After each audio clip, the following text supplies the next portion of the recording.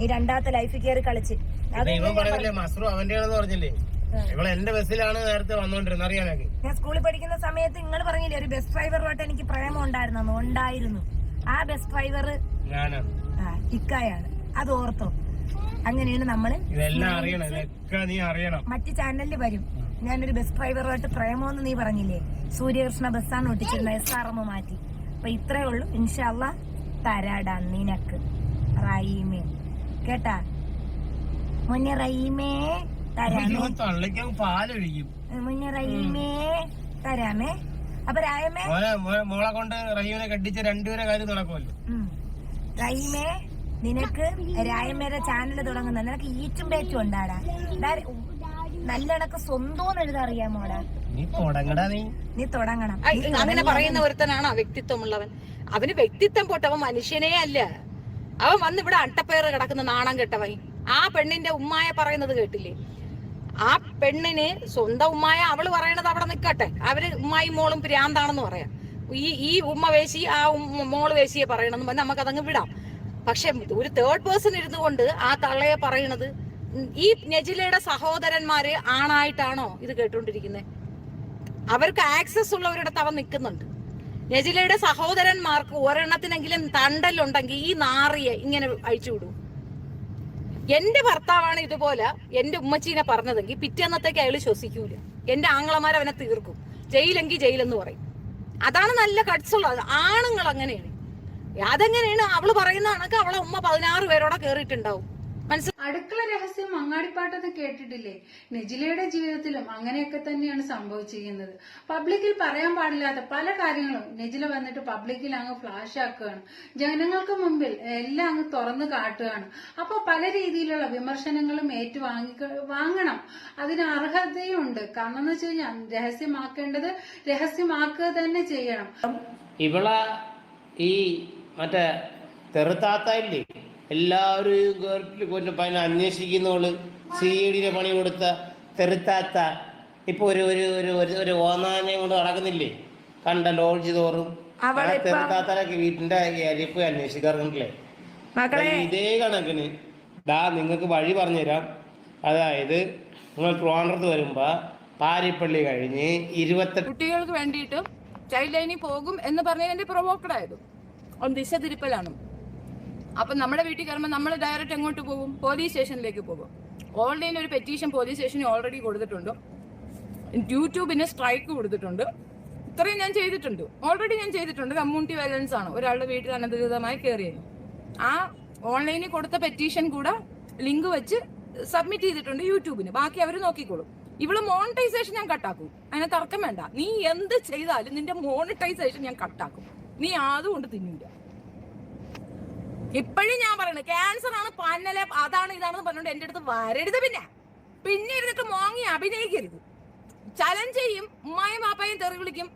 എന്റെ കാലിന്റെ മറ്റത് പറയും. എനിക്ക് വൈദവ്യമില്ലെന്ന് പറയും. എന്നെ കണ്ടാണക്കൊക്കെ പറഞ്ഞിട്ട് പിന്നെ മോങ്ങരുത്. പിന്നെ അസുഖമാണെന്ന് പറഞ്ഞോണ്ട് വരരുത്. അതിവിടെ എടുക്കൂല. എനിക്ക് ബാക്കിയുള്ളവരെ കണക്ക് ജനം എന്ത് പറയും, മറ്റവരെന്ത് പറയും എന്ന് എനിക്ക് ഇത് വേണ്ട. ആ സർട്ടിഫിക്കറ്റ് ജീവിക്കുന്നവളല്ല ഞാൻ എന്താണെന്ന് വ്യക്തമായി പറഞ്ഞിട്ട് നിൽക്കുന്ന സ്ത്രീയാണ് ഞാൻ. അപ്പൊ ഞാൻ തീരുമാനിച്ചത് തീരുമാനിച്ചത് തന്നെയാണ്. ഞാൻ ഒരുപാട് ടൈം ഞാൻ നിനക്ക് 4 മാസമായിട്ട് നീ എന്നെ തുടർന്നാക്രമിക്കണം. ഞാൻ വിട്ട് തമാശ നീ വീട്ടിൽ കയറോടി. അതെനിക്ക് ഇഷ്ടപ്പെട്ടടി. എന്നാലും എന്റെ കല്ലമ്പലം പോലീസുകാരന്മാരെ, നീയൊക്കെ അല്ലേടാ എന്റെ അടുത്ത് പറഞ്ഞത് അവിടെ എങ്ങനെ കയറി നിന്നോളെ. നെജിലയുടെ വീടിന്റെ ഹോം ഡോർ നമ്മൾ കണ്ടിട്ടുണ്ടായിരുന്നു മുന്നേ. എന്നാൽ നെജില ഇപ്പൊ പറയുന്നത് എന്റെ വീടിന്റെ മാത്രം ഹോം ഡോർ നിങ്ങൾ കാണണ്ട, എന്റെ ആദ്യ ഹസ്ബൻഡിന്റെ വീടും കൂടി നിങ്ങളൊന്ന് കണ്ടോ എന്ന് പറഞ്ഞിട്ട് ആ റഹീമിന്റെ വീടും പരിസരവും ഒക്കെ കാണിക്കുന്നുണ്ടായിരുന്നു. അത് മാത്രം നിങ്ങൾ കാണണ്ട, ഷെഫീന ബീവിയുടെയും കൂടി കണ്ടോ എന്ന് പറഞ്ഞിട്ട് ഷെഫീന ബീവിയുടെയും പോയിരുന്ന് വീടൊക്കെ കാണിക്കുന്നുണ്ട്. കുറെ കുറ്റമൊക്കെ പറയുന്നുണ്ട്, എന്തൊക്കെയോ പറയുന്നുണ്ട്. ഇതിന്റെ വല്ല ആവശ്യവും ഈ നെജിലയ്ക്കുണ്ടോ? എല്ലാവരുടെയും ഹോം ഡോർ ചെയ്യാൻ അവരവരുടെ വീടുകൾ വേണമെങ്കിൽ ഹോം ഡോർ ചെയ്ത് കാണിച്ചോളും. ഈ നെജിലേക്ക് വല്ലവരുടെയും വീട്ടിൽ പോയിട്ട് ഇങ്ങനെ ഹോം ഡോർ ചെയ്യുന്നത് പറഞ്ഞതുകൊണ്ടാണ് അയാളുടെ വോയിസ് അവിടെ പ്ലേ ചെയ്യുന്നത്. ഈ വീഡിയോ കണ്ടിട്ട് ഇതിനാണ് ഞാൻ സംരക്ഷിച്ചത്. എന്റെ മോളെ എനിക്ക് കിട്ടണം, അത്രേ ഉള്ളൂ. അല്ലാതെ പിന്നെ എവള് പിന്നെ എന്തിനാണ് പിന്നെ ഞാൻ കെട്ടിയത് എന്താണ് 2012 കെട്ടിയ പിന്നെ 3-4 കഴിഞ്ഞ് ഇവള് എനിക്ക് നോക്കേണ്ട കാര്യമില്ല. അന്ന് വന്നിട്ടുണ്ടോ, ഇന്ന് വന്നിട്ടുണ്ടോ, മറ്റത് വന്നിട്ടുണ്ടെന്ന് ഇവള് ഇനി കഥ പറയേണ്ട കാര്യമില്ല. ഇതിനാണ് ഞാൻ ഇത് കൊടുത്തേക്കുന്നത്. പറഞ്ഞ മനസ്സിലായില്ലേ? ഇതിനാണ് എനിക്ക് കൊച്ചിനെ വേണം, ഞാൻ അത് കൊച്ചിനെ സേഫ് ആക്കിയിട്ടുണ്ട്. ഇതേ ഞാൻ പിന്നെ എന്റെ കഥ പറഞ്ഞുകൊണ്ട് അവള് നടക്കേണ്ട കാര്യമില്ല. ഇത്രയേ ഉള്ളൂ. അത് ഞാൻ അവൾക്ക് അയച്ചു കൊടുത്തിട്ടുണ്ട്, ഇപ്പൊ അയച്ചു കൊടുത്തിട്ടുണ്ട്. അപ്പൊ ഇന്ന് ചടയങ്ങൾക്ക് വരുമെന്ന് പറഞ്ഞേക്കുന്നത്, വന്നിട്ടില്ല ഇതുവരെ. എന്നാൽ ഞാൻ ഇത് തന്നെ ഞാൻ കാണിച്ചു കൊടുക്കുന്നത്. പിന്നെ ഈ കൊച്ചിന്റെ പിന്നെ ഈ കെട്ടിയന്റെ മുമ്പിൽ ഈ കൊച്ചി എങ്ങനെ സേഫ്റ്റി, ഇത്രയേ ഉള്ളൂ. അത് നിങ്ങൾക്ക് എന്താണെന്ന് വെച്ചാൽ ചെയ്യും. അല്ലെങ്കിൽ വേണ്ട, നമ്മൾ ഇതോടെ വിട്ട് ഞാൻ എന്റെ വഴിക്ക് നോക്കിക്കോളാം, അത്രേ ഉള്ളൂ. അപ്പൊ ഇത് അവര് പ്ലേ ചെയ്യാൻ പറഞ്ഞുകൊണ്ടാണ്, പുള്ളി പ്ലേ ചെയ്യാൻ പറഞ്ഞു തന്നത് കൊണ്ടാണ് ഞാൻ ഇത് പ്ലേ ചെയ്തിട്ടുണ്ടായിരുന്നത്. നിനക്ക് ഈറ്റും പേറ്റും ഉണ്ടാടാ, നല്ലണക്ക് സ്വന്തം എഴുതാ അറിയാമോടാ? നീ തുടങ്ങടാ. നീ തുടങ്ങണം. നീ തുടങ്ങിയാലേ എനിക്ക് അവസാനിപ്പിക്കാൻ പറ്റും.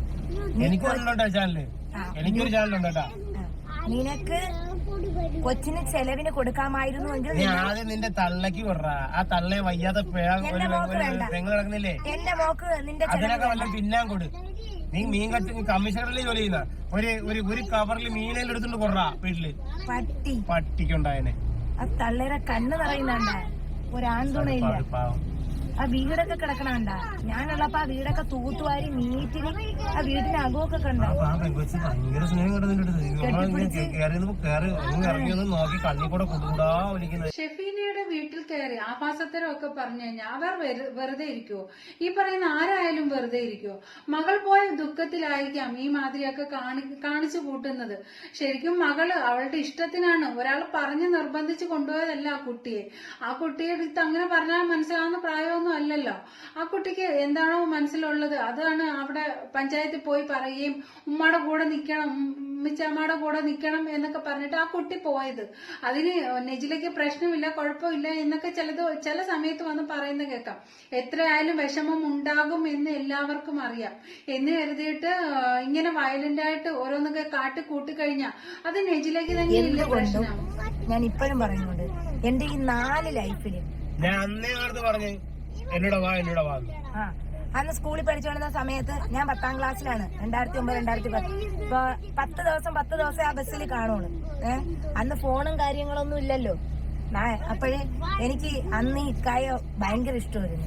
അന്ന് എന്റെ വീട്ടുകാര് ഉമ്മച്ചിമാരടുത്ത് ഉപ്പാപ്പരടുത്താണ് നിക്കുന്നത്. പ്രായപൂർത്തിയായില്ല ചാടി പോവാൻ അല്ലേ? എങ്കിൽ ഞാൻ അന്നേ പ്രേമിച്ച്. അതുകൊണ്ടാണ് നിന്നെ പിടിച്ച് കെട്ടിപ്പിച്ചെന്ന് അറിയാനൊക്കെ. എന്നോടുള്ള ഇഷ്ടം കൊണ്ടാണ് നിന്നെ ആദ്യം പിടിച്ച് കെട്ടിച്ചെന്ന്. നീ ഭയങ്കര താളം വിടുന്നല്ലേ. ഒരു ബസ് ഡ്രൈവറുമായിട്ട് പ്രേമം എന്ന് പറഞ്ഞില്ലേ, ആ ബസ് ഡ്രൈവർ ആണടാ ഇത്. ഇത്രയും വർഷത്തിന് ശേഷം കണ്ടുമുട്ടിയത് എന്റെ മസ്റൂറ മോള്. നമ്മൾ തമ്മില് ആയിരുന്നെങ്കിൽ നമ്മക്ക് ജനിക്കാനുള്ള മോളായിരുന്നു ഈ മക്കളെല്ലാം. ഡൗട്ടുണ്ടോ എന്താണോ ടെസ്റ്റ് ചെയ്ത് നോക്കണം. അപ്പൊ ഇത്രയൊക്കെ ഉള്ളു മക്കളെ. അസ്സലാമു അലൈക്കും. മകൾക്ക് നിന്റെ കൂടെ നിൽക്കണ്ട എന്ന് പറഞ്ഞിട്ടുണ്ടെങ്കിൽ അത് നിന്റെ പ്രവൃത്തി ദോഷം കൊണ്ട് മാത്രമായിരിക്കും. വീണ്ടും പബ്ലിക്കിൽ വന്ന് ഇങ്ങനെ ആഭാസത്തരമൊക്കെ കാട്ടിക്കൂട്ടിയാല് അത് നിനക്ക് തന്നെയാണ് ദോഷം.